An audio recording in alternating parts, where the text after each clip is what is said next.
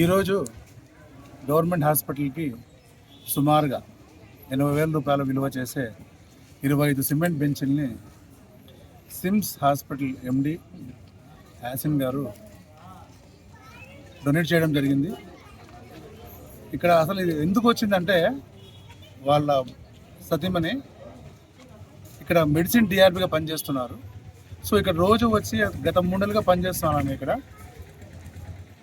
రోజు పేషెంట్స్ నిలబడి ఓపీ తీసుకోవడము, ఫార్మసీ దగ్గర నిలబడి ఓపీ తీసుకోవడము, ఓపీ దగ్గర నిలబడే కష్టాలు అవన్నీ చూసి వాళ్ళ ఇంట్లో డిస్కషన్ చేశారంతే.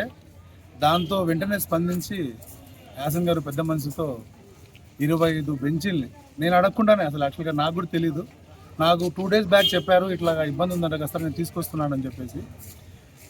అది చాలా గొప్ప విషయము. అంటే అసలు డొనేట్ చేస్తున్నారు, అది కూడా మేము అడగకుండానే.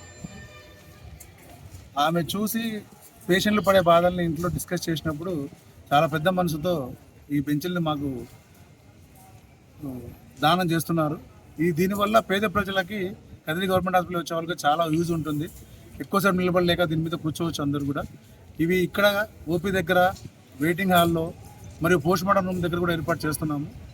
కాబట్టి పత్రికాముఖంగా ఈ విధంగా ముందుకు వచ్చి దానం చేసినందుకు గాను నేను యాసన్ గారికి కృతజ్ఞతలు తెలుపుకుంటున్నాను.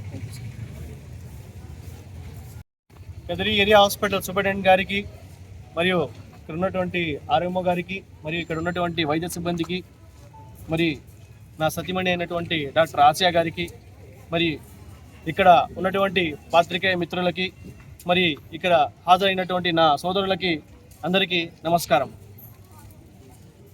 ఈ బెంచీలు ఇక్కడ వేయించడం ఒక కారణం ఏంటంటే, నా వైఫ్ డాక్టర్ ఆసియా గారు ఇక్కడ జనరల్ మెడిసిన్ డిఆర్పిగా ఇక్కడ గవర్నమెంట్ హాస్పిటల్ గత 3 నెలల నుంచి సేవలు అందించడం జరుగుతూ ఉంది. ఇక్కడ మేడం గారు చూశారు, నేను చూశాను. ఇక్కడ పేషెంట్స్ ఇక్కడ సార్ చెప్పినట్టు ఇక్కడ ఇబ్బంది పడుతున్నారనే ఆలోచనతో చైర్స్ ఉంటే కొంచెం కూర్చోవడానికి బాగుంటుందనే ఆలోచనతో మేము ఇక్కడ చైర్స్ డొనేట్ చేయడం జరుగుతూ ఉంది. సార్కి కూడా ధన్యవాదాలు, ఎందుకంటే మేము ఇస్తామంటే సార్ ఒప్పుకున్నారు. సో ధన్యవాదాలు సార్ మీకు. సో మీకు, మీ వైద్య సిబ్బందికి, హాస్పిటల్ సిబ్బంది అందరికీ మనస్ఫూర్తిగా నేను కృతజ్ఞతలు తెలుపుతున్నాను. ఇంకా ఎప్పుడైనా ఏమన్నా గవర్నమెంట్ హాస్పిటల్కి కావాలంటే మా దృష్టికి ఏమైనా వస్తే, మీరేమన్నా మీకు వెసులుబాటు అయితే మాకు తెలియపరచండి. దేవుడు మాకు ఇచ్చిన దాంట్లో చేయడానికి మేము సిద్ధంగా ఉంటామని నేను మీడియా ముఖంగా మరియు మీ అందరి సందర్భంగా తెలుపుతున్నాను sir. Thank you so much.